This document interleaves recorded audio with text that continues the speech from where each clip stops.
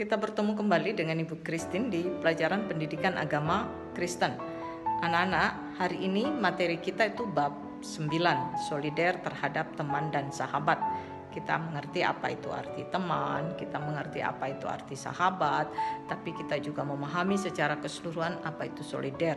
Yang kemudian kita kaitkan siapa yang paling solider dan siapa paling sahabat kita yang paling setia atau sahabat sejati kita. Nah, memulai pelajaran kita hari ini, ya sekali lagi Ibu harap kalian sehat di masa pandemi COVID-19 ini. Ya, kita awali selalu pelajaran kita dengan berdoa, ambil sikap berdoa, dan Ibu akan pimpin dengan doa. Mari kita berdoa. Terima kasih Tuhan Allah Bapa. Hari ini kami mau belajar, anugerai kami dengan Roh-Mu yang kudus, supaya kami mampu mengerti pelajaran hari ini, memahaminya dengan baik, dan kami juga boleh aplikasikan dalam kehidupan kami, sehingga kami memiliki pengetahuan yang baik, yang tinggi, dan juga memiliki iman yang tinggi. Inilah doa kami, dalam nama Yesus kami berdoa. Amin. Ya, demikian doa kita masuk materi kita ya. Bab 9, solider terhadap teman dan sahabat. Anak-anak, kita mengerti dulu arti solider. Solider itu bersifat mempunyai atau memperlihatkan perasaan bersatu. Ada senasib, sehina, semalu, dan sebagainya. Contoh, rasa setia kawan. Danis maju ke depan kelas menemani Daniel yang dihukum. Ia menemani Daniel karena ia juga merasa menghina Denny, ya. Jadi ada perasaan senasib, semalu, sehina, ya, dan sebagainya.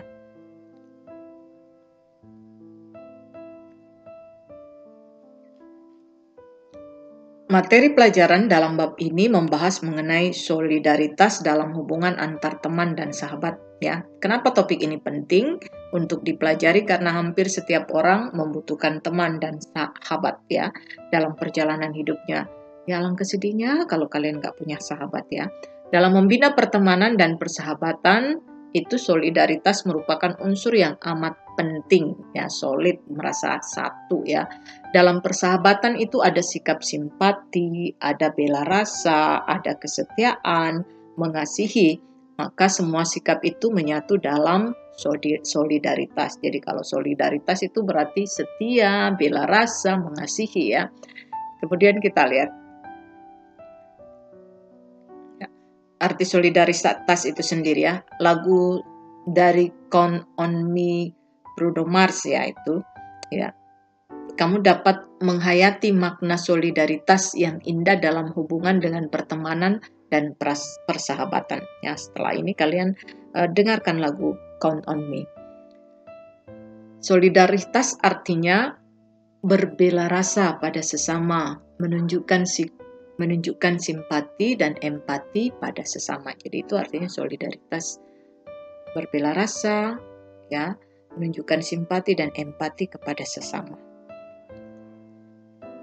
Kemudian kita cari tahu dulu apa arti teman dan sahabat, ya. Pasti kalian tahu, ya.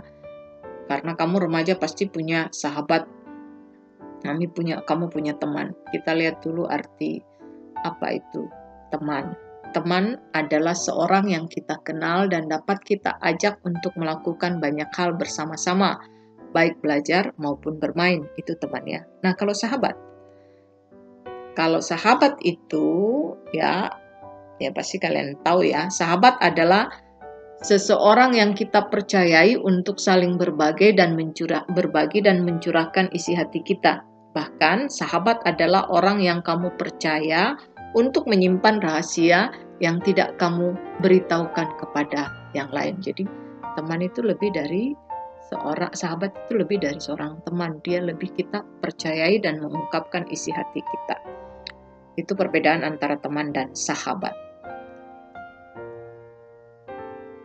Nah, biasanya solidaritas kita tujukan pada orang-orang terdekat kita, seperti keluarga, teman, dan sahabat, barulah kepada orang lain. Jika kita tidak mampu menunjukkan solidaritas kita pada orang-orang terdekat, maka kita juga akan sulit solider terhadap orang lain yang tidak kita kenal.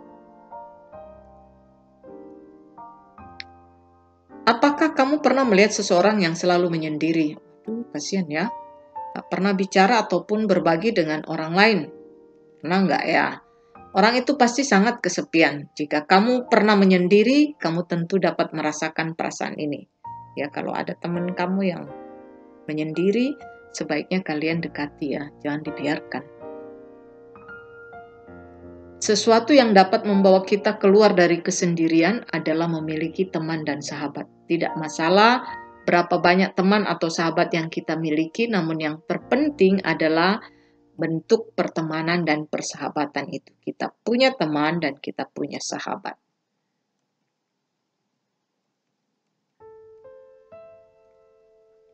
Nah, kita lihat ada berbagai jenis pertemanan. Ada yang hanya bersifat sebagai kenalan saja, yaitu orang yang mau kenal ataupun pernah kenal di suatu tempat, misalnya di tempat olahraga, renang, tenis meja, ya, atau basket, atau badminton, ya, maka kita hanya kenal begitu saja, say hello begitu saja. Kemudian ada orang yang mempunyai ikatan pertemanan dengan kamu, tetapi ada juga seseorang yang sering menghabiskan waktu bersama kamu, belajar bersama, bermain bersama, saling curhat, yaitu sahabat ya. Apa saja yang mendorong kamu berteman dengan seseorang? Apakah karena kamu merasa nyaman bersamanya? Atau karena kamu merasa cocok bertukar pikiran dengannya? Atau karena kamu merasa orang itu dapat mengerti dirimu? Jadi apa yang membuat kamu berteman dengan seseorang? Pasti ada hal yang membuat kamu berteman dengan atau bersahabat dengan seseorang. Dalam pertemanan dan persahabatan ada take and give. Perhatikan ya, jadi dalam pertemanan dan persahabatan itu ada take and give, ada memberi dan menerima. Jangan hanya memberi saja atau menerima saja. Ada memberi dan menerima, artinya kamu memberi sesuatu padanya dan dia akan memberi sesuatu padamu. Ada orang yang menceritakan dan dia menjadi pendengar.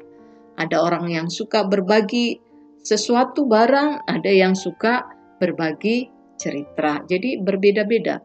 Sesuatu itu dapat apa saja dalam bentuk bantuan, dukungan, pemikiran, dan lain-lain. Nah, mari kita pahami apa makna solidaritas dalam pertemanan dan persahabatan. Kita lihat ya. Tidak semua pertemanan dan persahabatan berjalan dengan baik. Terkadang terjadi pertengkaran dan perselisihan. Itu wajar ya. Namun beberapa saat kemudian semuanya menjadi baik kembali. Persahabatan sejati itu tidak terpengaruh dengan perkelahian atau pertengkaran. Persahabatan membawa pengaruh positif bagi manusia. Misalnya rasanya nyaman jika kita tahu ada sahabat yang selalu menyediakan waktu untuk kita dan bersedia memberi apa yang kamu butuhkan. Sebagaimanapun kamu bersedia memberi apa yang dibutuhkan olehnya. Jika pertemanan didasarkan hanya pada keinginan untuk menguasai seseorang ataupun untuk memenuhi kebutuhan kita, misalnya karena orang itu dapat kamu manfaatkan, ataupun orang mau berteman dengan kamu karena kamu dapat dimanfaatkan, itu bukanlah pertemanan yang sehat dan baik. Ya, perhatikan kamu berteman karena dia punya uang, karena dia punya sesuatu yang kamu inginkan, atau kamu diinginkan karena ditemani karena sesuatu yang diinginkan oleh temanmu, itu bukan pertemanan yang sehat dan baik. Ya, sebaiknya jauhi pertemanan seperti ini. Pertemanan dan persahabatan mengandung nilai tertentu, itu seperti tampak tadi ya dalam syair lagu Count on Me. Itu lagu yang dinyanyikan oleh Bruno Mars. Jadi menurut makna solidaritas persahabatan, menurut lagu Count on Me itu adalah, perhatikan di sini ya. Ya.